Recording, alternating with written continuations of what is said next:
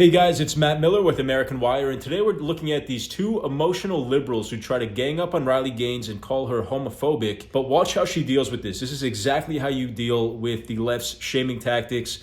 Check it out right here. Yeah. But I think the issue occurs when we look at abuse rates in America for women, right? It's 1 in 3 women that are abused by men in America. You haven't commented on that. You haven't commented on abortion. You haven't commented on so many things. Trump discussing that it's okay to grab a woman's pussy. You don't make comments on those issues, and those issues are affecting more women than a trans woman in a changing room, because there aren't that many. There's only 700,000 trans women in America. So because they Riley can't all be abusing women. That would be insane. They're busy. All right, I'll let Riley answer that herself. There's a reason why. There's a reason why for this, though. The truth of the matter is that, thank you. The truth of the matter is that there's always this conversation about the woke group, the far left group that's pushing an agenda. But we got to be real about the people like her who's pushing a far right agenda that oftentimes is fixated on coming after people of color, coming after queer people, and also pushing an agenda that Ernest, when did Riley Gaines be far right? You don't even know what woke means. None of you all seem to really know what woke means, but you like to use it. I wrote a book about it. That's not a definition. I literally wrote a book people you disagree with. I'm going to call you all far-right conservatives. Wait, see, hang on. No, it's the same thing with left. Anybody you don't agree with, you call woke. So if you're going to call anyone you don't agree with woke or extreme or lefty, yeah, literally, I don't even know what that word means. I'm going to call you all that. Let me say something. It's the past tense. You saying that I'm a far-right homophobe.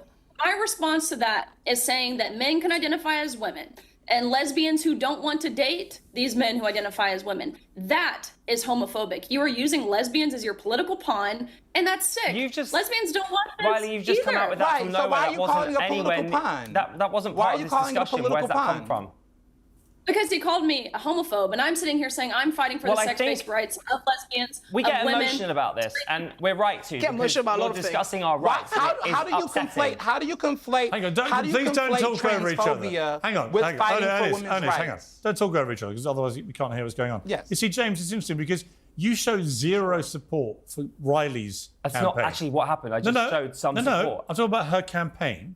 You want to campaign about everything, but she's actually chosen the one that has directly impacted her life. No, my question is, why aren't you concerned about that too? Well, let's ask Riley if she is concerned about it. She hasn't been hit by a man, James. No, I'm going to come to that, but she's not here to talk about abuse of women. She's talking about the infringement on women's rights to fairness and equality in women's sport, which she herself has personally suffered from. But my issue is not the story or the concern. My issue is that it's the only concern. And then when we drill it down, it's literally her campaign. What do you think about abortion rights in America? What do you think about what Trump says? You don't want to comment on it. What do you think about the Uyghur Muslims in China? Yeah, exactly. Maybe that's her truth. What have you tweeted about the Uyghur Muslims? You haven't. Here's my point.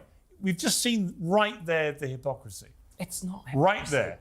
Right? I'm trying to explain. When I say to James Barr, why don't you talk about Uyghur Muslims oppression? Why should I? Why don't you talk about Uyghur Muslims? Why should I? I do. Right. Why should I? He doesn't. But he wants you to talk about all these other issues. No, I don't. I am trying to explain why we get upset. It's because we look at it and we go, why is J.K. Rowling only concerned about this one thing? She's not only really concerned about that. She tweets about a lot of stuff. Let me bring in Riley.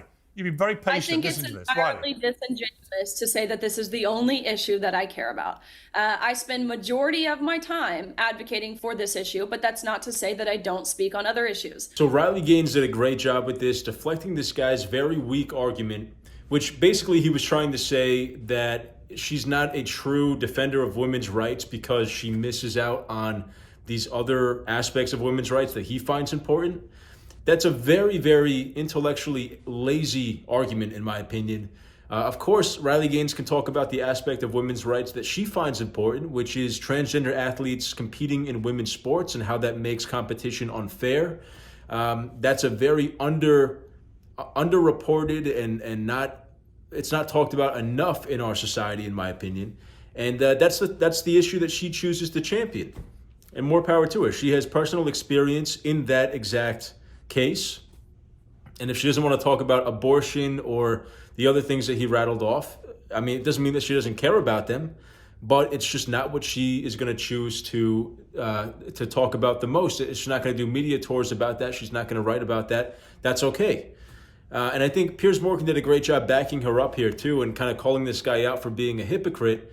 And he said, like, you talk about certain issues and then you leave out other issues. You don't talk about the Uyghurs in China that are being exploited, or there's X number of other things that you miss, and it's because you don't find them important or you don't prioritize them. And that's perfectly fine. That's your prerogative, and you can decide what you want to talk about, just like Riley Gaines can. So I think the way that Riley Gaines held her own here and kind of just laughed in this guy's face is a good example of how conservatives need to react when the liberals break out the shaming tactics like this. Don't play their game. Don't fall victim to their emotional, melodramatic bullying, trying to shame you like this, and just sit back, knowing that the facts are on your side, and just smile in their face. In my opinion, the transgender ideology argument on the left is a losing argument through and through. And it goes against everything that we know about common sense, and I think it's deliberately a war against common sense in this country.